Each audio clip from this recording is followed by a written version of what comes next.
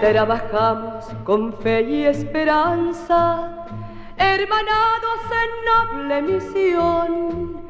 Tierra firme de paz y bonanza, sobre el plata gallardo varón. Azul y oro fue nuestra divisa, los colores de nuestra hermandad. Pero el barco del celeste y blanco inspiró nuestra causa final. Salve, ciudad deportiva, cantan los hombres de paz. Eres de nuestra Argentina, luminosa verdad nacional.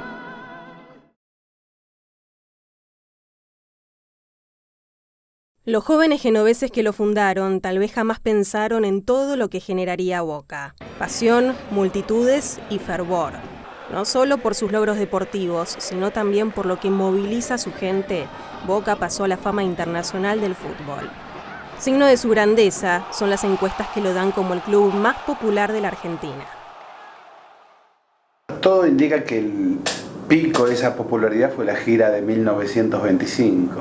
Boca fue reconocido en el exterior, hace una gira maravillosa por Europa, aparte creo que es la primera gira, gran gira que se hace.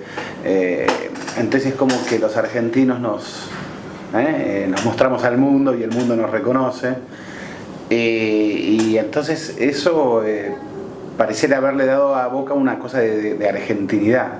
En Boca se representa a la inmigración europea que tuvo este club y que básicamente lo formó, con el criollo de todo el país, que viendo en Boca algo popular, también abrazó esa relación con este club. Y tuve la suerte, la dicha de jugar 15 años en la primera de Boca. La Bombonera, vos sentís el eco de la gente que alienta continuamente a su equipo, que es única, yo digo que en el mundo. Yo siempre sostengo que el fútbol es un fenómeno sociológico a nivel mundial. Dentro de ese fenómeno sociológico a nivel mundial del fútbol, el fútbol argentino es otro fenómeno, y dentro del fútbol argentino Boca es otro fenómeno.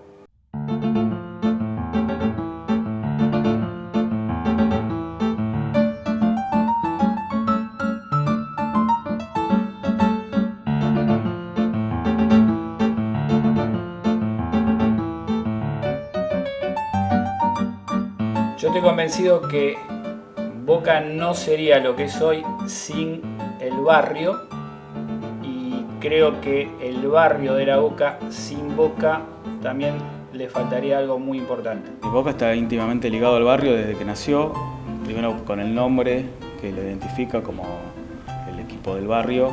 Hay que tener en cuenta que por ahí la Boca en esos momentos era medio mal visto y era complicado, ya un barrio alejado de los grandes centros de poder o de los grandes lugares importantes. Entonces fue también una especie de proeza ponerle ese nombre y que represente al barrio. Si uno analiza un poco el barrio, la historia del barrio de La Boca, encuentra cosas extraordinarias, ¿no? Era un barrio siempre con una personalidad especial. Yo recuerdo que haber leído historias donde la Iglesia Católica hacía procesiones por los barrios y en el barrio de La Boca le prohibían que pisara el barrio.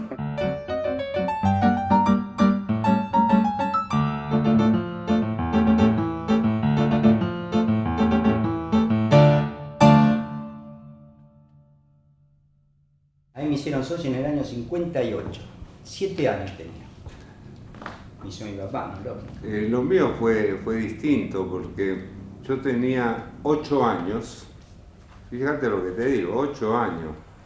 Y en el barrio, yo vivía en la Paternal, venía el camión que nos llevaba a todos los que íbamos a la cancha. Íbamos en camión, arriba de un camión. Después lo que era el barrio La Boca, lo que era el barrio, no solo la cancha, el fútbol. Mira, el barrio La Boca, lo que no estábamos en el barrio, en todos los barrios venía un fin de semana y la gente decía, ¿a dónde vamos? ¿Y a dónde vamos a ir?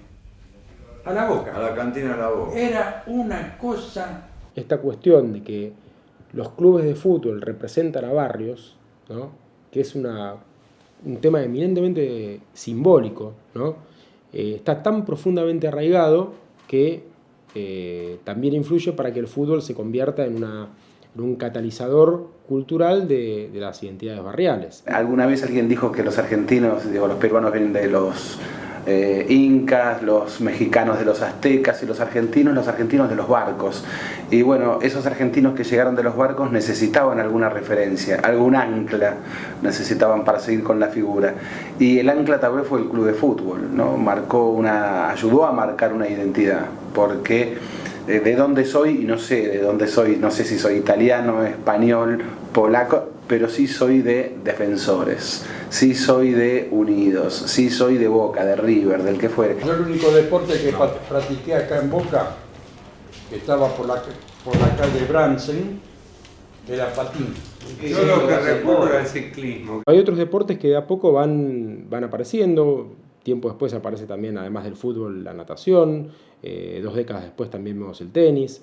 Al representar los clubes a una zona, a un barrio, a una plaza, la representación en ese momento tenía que ser abarcativa, no podía ser solo a partir de una pelota de fútbol. Porque no fue casual que esos mismos clubes que primero tenían una pelota de fútbol, pero luego fueron intentando incorporar otras disciplinas, especialmente hablamos primero de la pileta, ¿no? Luego incorporaron también bailes. En los años 50 eran muy populares, todos los carnavales se hacían en los clubes, se bailaba tango en muchos clubes. Entonces me parece que la vida social del club era como el segundo hogar de los habitantes de ese barrio, ¿no? El club formaba algo era como una extensión, más que un segundo hogar, como una extensión del hogar, porque eran familia, eran amigos, no era solo una pelota de fútbol, era una vida social de los argentinos que evidentemente se iba armando con el club. El 29 de octubre de 1964, el Congreso de la Nación sanciona la Ley 16.575, que otorga a Boca la cesión de 40 hectáreas de tierra que resulten del rellenamiento del río, desde la entonces Avenida Costanera Sur y la prolongación de la calle Humberto Primo. El proyecto prevé la construcción de un predio para ejercer actividades deportivas, sociales, educativas y culturales. 12 puntos detalla la ley y establece un plazo de 10 años para concretarlo. De lo contrario, los terrenos serían propiedad del Estado. La iniciativa tomó rápidamente gran repercusión en los medios de la época. La idea de la ciudad deportiva sale de querer expandir la infraestructura social del club. Entonces, en los años 50, el club había buscado terrenos para expandir, pero durante la presidencia de Armando, él mira al río como un lugar para expansión del club. Estoy terminando mi tesis de doctorado en Michigan State University, soy de Michigan, y el tema de la ciudad deportiva me interesaba mucho porque siempre sabía que quería estudiar fútbol y la ciudad de Buenos Aires. El país vivía un periodo de bonanza económica durante los primeros años de la presidencia de Arturo Illia, gracias al aumento de las exportaciones, el crecimiento de salarios, la baja del desempleo y la reducción de la deuda externa. El gobierno respaldó a la ciudad deportiva porque los clubes históricamente han tenido mucho éxito en argumentar que su función social tiene un peso importante en la ciudad. Entonces, como lugares donde se forman jóvenes con morales y que también en ofreciendo actividades deportivas, los clubes benefician a la población de la ciudad. Entonces, la ciudad deportiva de una manera servía como ancla para mejorar una parte de la ciudad que las autoridades consideraban como un lugar olvidado o que faltaba lugares para ocio o recreación cerca del centro de la ciudad. Otra razón por cual estaba bien visto el proyecto de la ciudad deportiva era porque en los años postperonistas, en los años 50-60, había un enfoque muy fuerte en llegar a cierto nivel de consumo y tener ciertos símbolos de estatus social, de nivel de consumo, de estilo de vida en ocio y recreación, que la Ciudad Deportiva tenía cosas que ofrecían cosas así. Ilia se vio seducido por el ideólogo y padre del proyecto, el presidente de Boca, Alberto José Armando. Ahí se juntaron, me parece, por un lado la grandiosidad de Boca, el nombre Boca, la marca Boca, con todo lo que eso implique en sentimiento y en negocio, más un presidente también con aires muy grandes, ¿no? Armando era un presidente que creía en estas cosas fundacionales. Armando pensaba las 24 horas en Boca. De esto no tengo ninguna duda. Está la prueba de que muchas veces compraba jugadores sin consultar con la comisión directiva, porque decía que la comisión directiva tardaba mucho en resolverlo. Entonces compraba a los jugadores de su bolsillo, los llevaba a la agencia, los sentaba en un escritorio y cuando Boca resolvía comprarlos se los daba a Boca. Armando era un fiel exponente del hincha de Boca. Me parece que fue el presidente más hincha de Boca que haya tenido Boca. Todo lo que uno ha leído y escuchado lo demuestra él como un tipo que con proyectos, con ideas y que iba para adelante a realizarlas, poniendo por ahí realmente a Boca por arriba de todos los otros intereses. Armando era para nosotros, los hinchas de Boca, lo que creo debe ser Perón para un peronista. La frase misma, la mitad más uno, era una frase de grandiosidad incomprobable y no real según todas las estadísticas. Pero ¿cuánto tiempo quedó en el imaginario real que Boca era o es la mitad más uno? Ganamos un campeonato en el año 62 con él. Cuando terminó el campeonato nos entregó un Falcon a cada uno. Él era el representante de Ford, que es la concesionaria más grande que tenía el país. Era ese presidente que daba la vuelta olímpica con los jugadores, que poco menos, él era más importante que los jugadores, ¿no? No soy un demagogo. Yo hago lo que yo siento.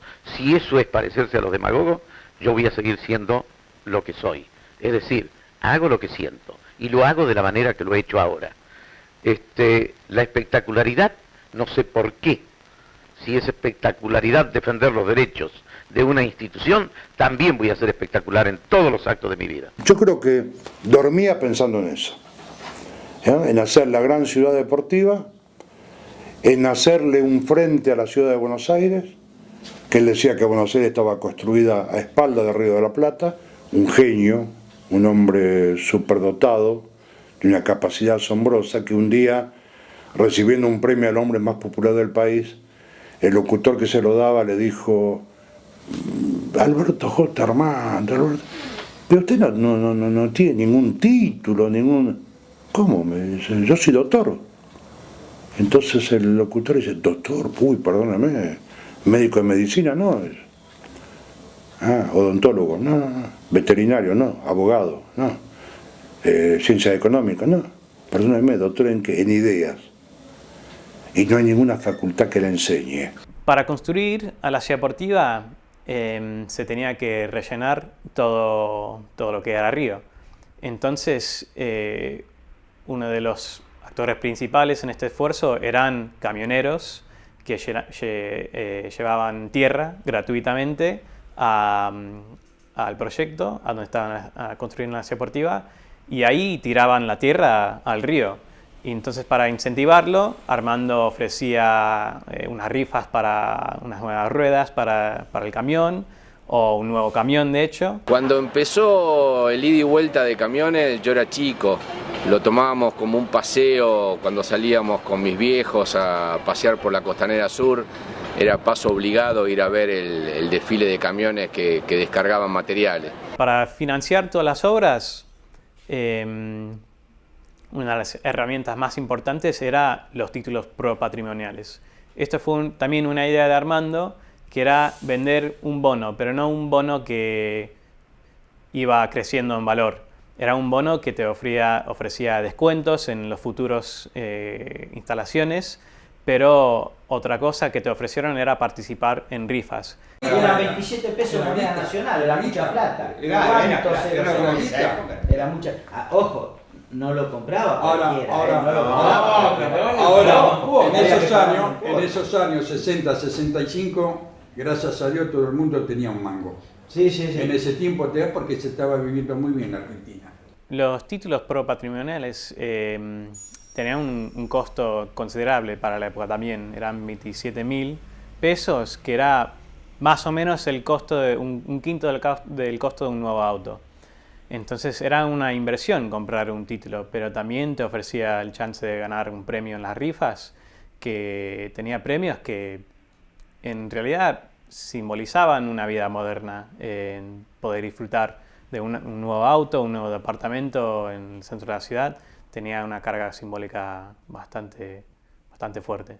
Yo fui uno de los primeros en comprarlo. Claro, pero ¿cuántos? Y en ese entonces tenía un camión, el Ford 350, que lo había puesto en el parabrisas, que decía, yo creo en esto, por eso colaboro, algo de eso así.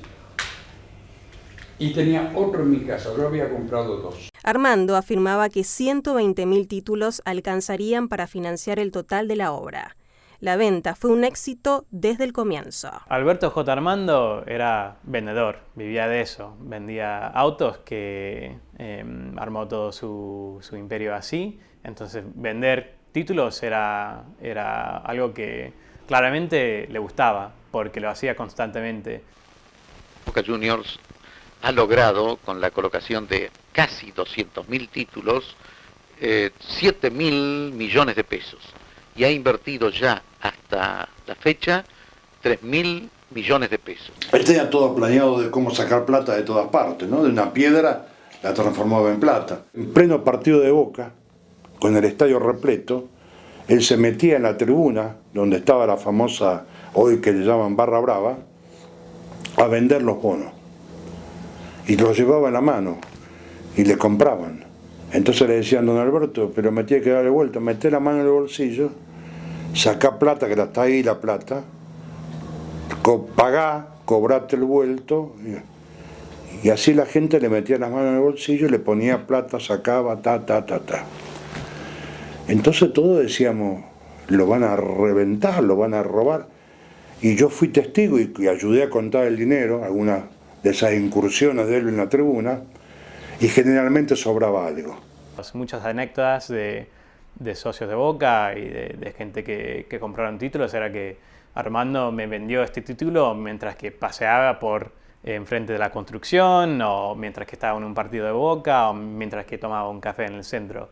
Como se financió rápidamente a las obras, también se construyeron rápidamente. Dentro de muy poco tiempo, las primeras islas del proyecto, entre la tierra y las gradas que estaban trabajando en la construcción, se empezaron a construir toda la obra social, o sea, la confitería, el pabellón de las Américas para conciertos, los puentes que conectaban las islas a la ciudad.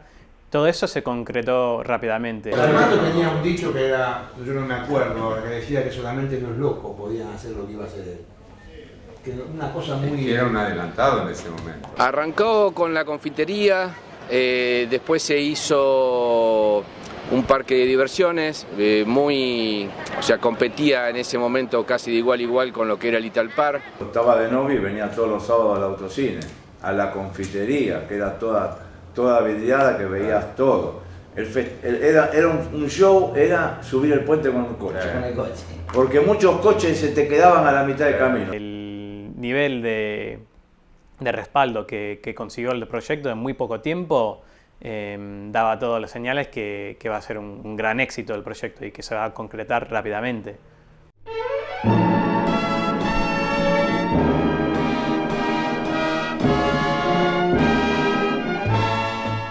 Soy Alberto J. Armando, presidente del Club Atlético Boca Juniors. La ciudad deportiva cultural de nuestro club es el sueño más grande de mi vida y felizmente ya es también una realidad tangible y el lugar de encuentro de todos los que con fe en el país aspiramos a la Argentina grande para dejarla como herencia a nuestros hijos, a nuestros nietos y a nuestros conciudadanos del mañana. La ciudad deportiva comenzó siendo un sueño, casi de loco. Hoy es un deber de cuerdo.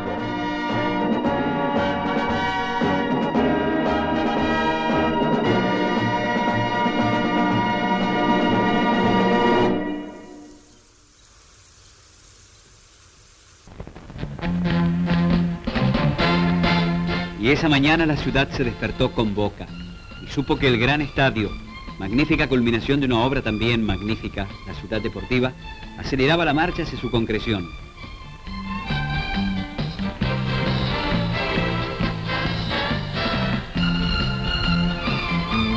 Para ello se había lanzado la gran rifa, de la que hablaban y hablarían diarios, revistas y paredes. Se convocaba otra vez a las fuerzas de la fe argentina que habían posibilitado la Ciudad Deportiva, y la respuesta fue y sigue siendo tan masiva como el llamado.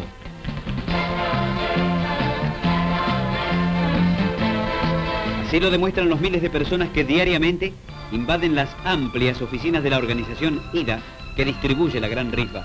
Sí, a este paso no cabe duda, como el señor Alberto J. Armando lo anunció, el 25 de mayo de 1975, a las 11 de la mañana, será inaugurado este estadio, el que se conoce ya como su estadio.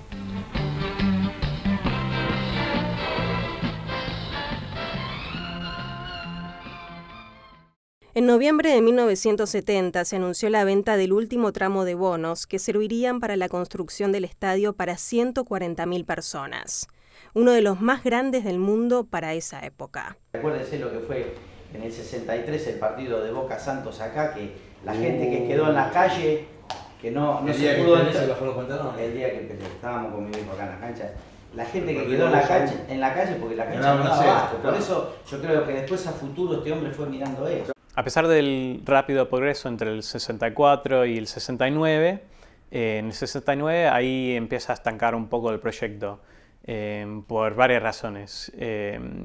Ya estaban subiendo mucho los costos de construcción, entonces lo que estaba planificado como presupuesto entraba en problemas el presupuesto ahí. Lanzan una nueva serie de rifas específicamente para financiar el estadio.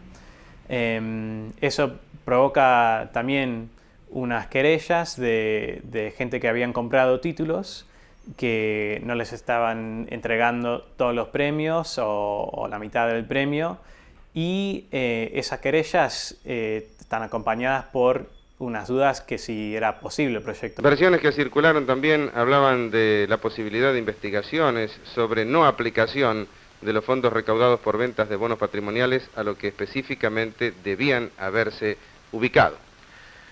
Los fondos de la Ciudad Deportiva se manejan por una cuenta especial que es cuenta Ley 16.575. Hace poco tuvo gran difusión un hecho de que habrían sido llevados a la justicia todos los miembros de la comisión directiva de Boca Juniors. En realidad hubo una presentación en el área penal.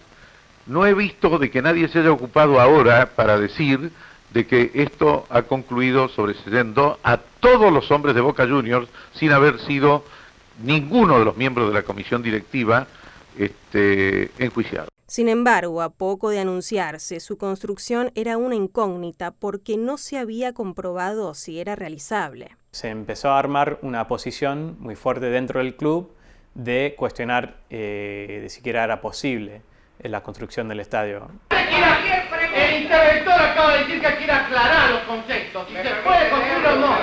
Yo le voy a mencionar que no se puede construir. ¿Y por qué? Porque se ha hecho un monopolio de la Ciudad Deportiva. Porque no se ha llamado...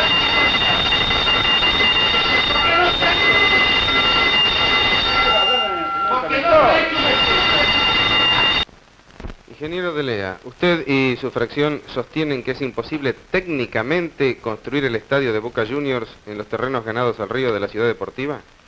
Bueno, al respecto puedo decir que hay una serie de premisas que no se han tenido en cuenta, que hacen a la imposibilidad material, económica, financiera y también técnica de la construcción de dicho gran estadio.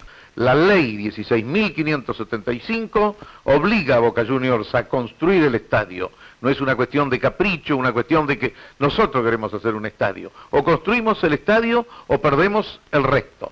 Primero se hizo la parte social y empezamos con el estadio el 4 de noviembre de 1970 y estará terminado y habilitado el 25 de mayo de 1975. 75. Hay algo que nos olvidamos, porque hablamos de la ciudad deportiva, que la cancha iba allá, pero a todos se nos rompió un poquito el corazón, porque salir de la esencia que era Boca, salir de acá. A mí me parece que el barrio o gente del barrio se sintió un poquitito afectado con esta idea de la ciudad deportiva, porque era como que se estaba llegando a Boca lejos, aunque era cerca, y eso hizo ruido. Yo creo que con los años Boca se tiene que ir de acá, o tiene que cambiar. Yo no creo que se vaya. Esperemos que Boca se vaya cuando yo me muera. Hundido en la crisis económica, el gobierno de facto de Alejandro Lanuse planeaba el regreso de la democracia porque el país se le hacía insostenible. Armando contaba con su apoyo para terminar la ciudad deportiva y juntos colocaron el primer pilote para el futuro estadio. No sé si por conveniencia propia, por especulación política o porque realmente para aprobar el proyecto necesitaba de todas las voluntades y juntar y hacer todas las alianzas posibles. Pero sí, efectivamente estuvo cerca de Lanuse y eso le valió que se enfrentara a Perón, y en muchos reportajes se puede ver que Armando decía soy peronista pero no de Perón, y Perón respondía soy de Boca pero no de Armando. Así que indudablemente eso lo alejó de Perón, y cuando regresa se le complica un poco seguramente para concretar los proyectos. Ya en los años 70, debido a estos problemas dentro del proyecto, se arma una posición muy fuerte contra Armando, y sería plena rebelión porque era de parte de sus propios vicepresidentes que empiezan a acusar a Armando y los otros dirigentes del club de básicamente robar al club con el proyecto. Vicepresidente de Boca, que lo conocí en ese momento, que se llamaba Zapino, que era un hombre de gran confianza de Armando, se le dio vuelta y esto le causó una gran desilusión al señor Armando. En la parte superior, sobre el techo, ustedes pueden apreciar la marca de los disparos de arma de fuego que se produjeron anoche aquí en la sala de sesiones. Como se ve, todo fue realmente más allá de lo que significa una verdadera conjunción en lo que hace al manejo de una institución. Esto es simplemente el saldo, el lamentable saldo de algo que está viviendo la popular entidad llanesa. ¿Es cierto que usted ha recibido amenazas incluso hasta de muerte, en forma anónima, por supuesto? Bueno, por supuesto que sí, y no han sido tan anónimas, porque el diario La Razón del día jueves de la semana pasada transcribe algunas manifestaciones de que a mí se me quería hacer papilla, así dice el diario, y además señala nombres, eso también está, ya están hechas las denuncias, y desde ese mismo día hasta hoy, tanto aquí en la Secretaría de la Presidencia de esta empresa, como en la telefonista, como en mi casa, llegan las manifestaciones de que me van a matar. Al llegar a 1974, las obras están paradas y la posibilidad de construir el estadio son casi nulas. De esa manera se presenta un proyecto para declararla de interés nacional, con el objetivo de que el Estado pudiera salvar el predio y el estadio se pudiera terminar para el Mundial de 1978. Sin embargo, la declaración de interés nacional se convierte en ley, pero se exceptúa el estadio. Aun cuando la intervención estatal pudiera significar una ayuda extra para finalizar el proyecto, el regreso del peronismo al poder y principalmente la creciente inflación en la economía no eran las mejores noticias. De aquello que fue una mañana que el dólar valía 2 pesos y a la noche valía 50. Tal cual. Una mañana que estaba, cuando llama la famosa Rodrigazo. del Rodrigazo, Sí. a la mañana cuando fuimos a trabajar valía 2 pesos el dólar, y a la noche valía 75 creo que. Bueno, entonces ahí vino una debacle total. En mi actividad comercial, donde yo trabajaba, donde tenía 3 listas de precios. Una desde las 8 de la mañana en que ingresaba hasta las 12 de mediodía. De 12 a 16 tenía otra lista de precios. O sea, que si vos venías antes de las 12 tenías un precio. Si venías de 12 a 16 tenías otro precio. Te voy a contar cuando yo me compré Y de 16 a 20, que era cuando nos retirábamos, teníamos otra tercera lista de precios. Entonces, si aparecías a las 4 y 5 decían, no, ya el precio es distinto porque hace 5 minutos cambió el precio. Estamos hablando del mismo día. Uno puede decir, la economía del país no ayudó, otro puede decir, Armando o la comisión directiva administró mal. Yo creo que fue lo primero. Por ahí fracasó porque el país no tuvo sus crisis y bueno, era difícil adaptarse a esas crisis. La gente de Boca estaba muy contenta y quería que Boca tuviera ciudad deportiva, que era un orgullo y demás, pero fue todo económico. Malas decisiones de los dirigentes de Boca en ese momento, no ayudados por la política a nivel nacional, con algún grado de, digamos, de castigo que tuvo el presidente de Boca en ese momento por parte de las autoridades nacionales, por cuestiones políticas, redundó en que Boca no tuviera apoyo. Con el país sumido en una inflación que superaba el 150%, las denuncias por fraude se acumulaban en las oficinas de Boca y sin ningún apoyo, el proyecto se cae definitivamente. Nadie sabe qué destino le deparará a un predio que hasta hace pocos años era el orgullo de una ciudad entera. Un momentito, maestro. Dejemos que a Boca lo apoye toda la hinchada. Armando tiene que quedar porque lo levantó a Boca. ¿A quién lo levantó Boca? A Boca, ¿Y qué hizo Boca? En el 54. Pero en el 54 estamos en el descenso nosotros. No interesa, pero no es culpa de Armando, hombre. Decirle a los jugadores lo que están pidiendo. Pero hace 20 años. Y cielo le generó a todos. Tonelada de plata pide el fútbol. La ciudad deportiva, señor. ¿Y qué pasó con la ciudad deportiva? ¿Conoce el problema de la ciudad deportiva? No me venga con problemas. Por favor, querido, la inflación del año 74 que lo dejó loco, hombre. Pega 10 canchas de fútbol. En 1979 vencían los nuevos plazos que se habían otorgado en 1974 y entonces la ciudad deportiva pasaría de manera definitiva a manos de la municipalidad. Boca, con un Armando agotado y en uso de licencia, empezaba a sumergirse en una de las peores crisis económicas de su historia y el predio ya mostraba signos de deterioro irrecuperable. Un dirigente que era vecino de otro militar le comentó que el club estaba en peligro de perder los terrenos por terminar con el tiempo que tenía de ley del 74 y según esa conversación se arregló todo comentando eso a ese militar, que Cacciatore después postergó otra vez los plazos para cumplir con unas cosas que en realidad ya estaban hechas o se podía hacer muy fácilmente.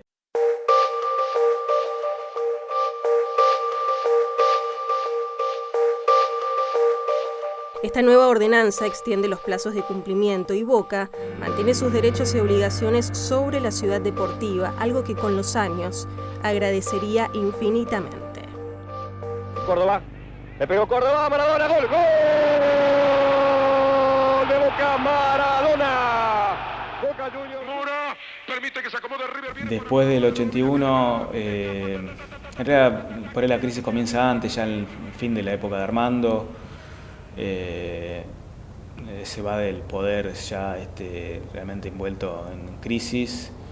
El nuevo gobierno, que era de Noel, intenta dar un golpe fuerte con la contratación de Maradona en una época de plata dulce y de dólar barato, que duró poco. Entonces Boca, que ya arrastraba algunas deudas, se endeuda mucho más y hasta directamente no poder pagar todo lo que estaba generando. Ese año de Maradona en Boca costó mucho. El gobierno militar se encuentra a la deriva en lo económico y su legitimidad empieza a perder fuerza. Ya sin Armando en el poder, Boca obtiene la posesión legal de la ciudad deportiva en abril de 1982, como preveía la ley de Cacciatore. La municipalidad podría hacer uso del predio sin cargo y el club no podría venderlo, tal como establecía la ley original. En el 84-85 el club entra en la crisis más fuerte de su existencia. El club, por tener tantas deudas, incluyendo las de la ciudad deportiva, la adquisición de Maradona, no tenía plata. Entonces está intervenido, incluso clausuraron el estadio. Si no había plata para mantener las instalaciones que el club tenía que destinar a las actividades tanto societarias como a las federadas, mal se podía pensar que se iba a invertir en la ciudad deportiva. Entonces, y eso lo digo habiendo sido jugador federado del club, si nosotros en pleno invierno nos estábamos bañando con agua fría, mal podíamos pretender que la ciudad deportiva estuviera reluciente, ¿no? Boca no podía pagarle a sus jugadores, hubo, creo que el año 82 hubo unos 8 meses de huelga, después hubo huelga de empleados. Boca ya venía mal económicamente y se precipitó el ahogo cuando los tenedores de bonos y plateas de la ciudad deportiva empezaron a reclamar sus acreencias. Todas las agrupaciones políticas consideraron que el hombre ideal para asumir la presidencia era Antonio Alegre y asume en enero del 85. La llegada de Antonio Alegre a Boca creo que fue fundamental, fue el puntapié inicial para que Boca volviera a ser Boca. La situación del club era caótica porque había 254 juicios con sentencia en contra. La cancha estaba cerrada por problemas de estructura. También teníamos deuda con el gobierno, deuda hasta con, que esta es una cosa para tener en cuenta, deuda con los bonistas pro patrimoniales de la ciudad deportiva. En realidad lo que Armando había emitido no eran bonos patrimoniales, que significaba pertenencia del club, sino pro patrimoniales. Tras años de intensa inestabilidad política y económica, Boca iniciaba el camino de la recuperación. Y cuando las malas noticias empezaban a dejar paso a las buenas, el 27 de diciembre de 1988, el pueblo xeneize sufría un duro golpe.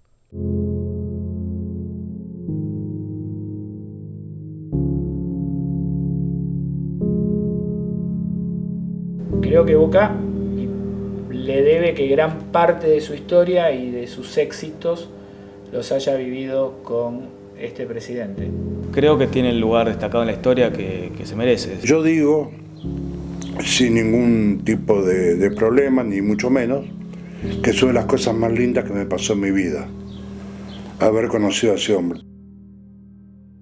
12 campeonatos, el mote de la mitad más uno y un afecto casi unánime fueron algunas de las cosas que Armando cosechó durante sus mandatos. Su amor por Boca, sus revolucionarias ideas y su capacidad para los negocios fueron aspectos que lo acompañaron en cada momento de su vida y que, sin embargo, no le alcanzaron para poder ver realizado su sueño de una ciudad deportiva terminada.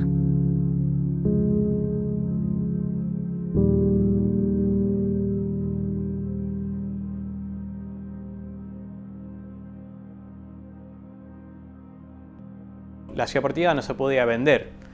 Se tenía que hacer todo un esfuerzo político para cambiar la ley, para habilitar al club, vender lo que era un terreno donado del gobierno. Ese esfuerzo tiene éxito. La comisión directiva, con el esfuerzo que hizo, pudo cambiar a la ley y empieza a buscar vender a la ciudad deportiva. Eso venía a salvar algo, y lo que se estaban salvando eran en ese momento 70 y pico de años de historia. Entonces creo que si bien a más de uno nos dio un poquito de nostalgia, bien hecha estuvo la venta. Con la venta de la ciudad deportiva y el cobro de las cuotas, que duraron hasta 1996, creo que se cobró la última cuota, bueno, eso salvó económicamente al club. Quiere decir que esta visión negativa termina siendo positiva, o por lo menos se equilibra, y no hay que mirarlo como algo negativo.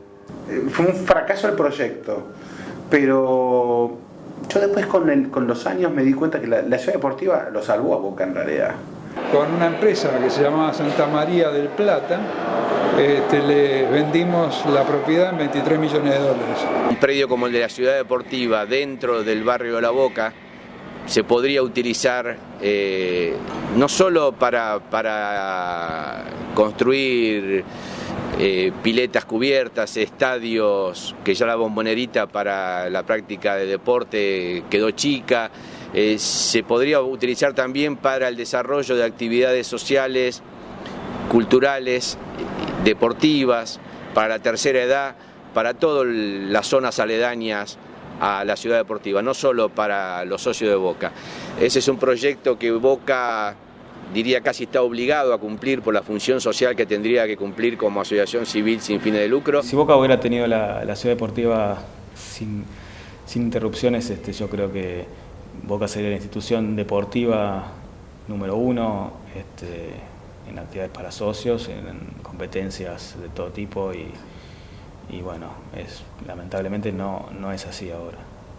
Para mí no se terminó la ciudad deportiva, uno por la situación económica del país, otro por el peso político que tenía la política interna del club y los cambios del gobierno nacional, también porque era muy ambicioso y que se tenía que hacer como se podía con los fondos.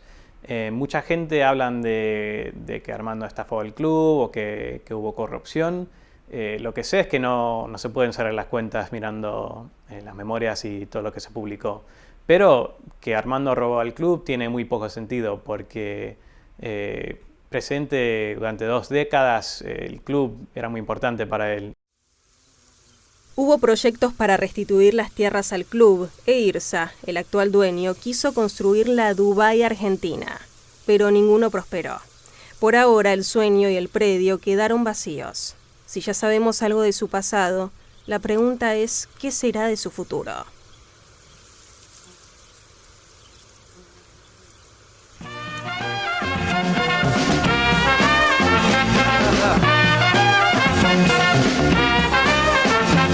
Hay un hombre que en La Boca una ciudad prometió y al río quiso ganarle, por eso la realizó. Un pedazo de su orilla tomó para hacerla real.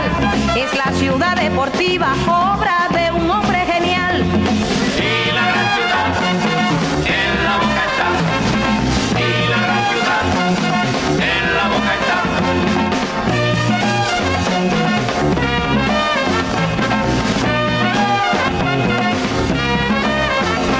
Un día fuiste un sueño, hoy son la gran realidad. Con fe y tesón sus cimientos, Boca tiene su ciudad. Sos orgullo de argentinos, Armando fue el creador. Y todos juntos hoy gritan, de Boca su mejor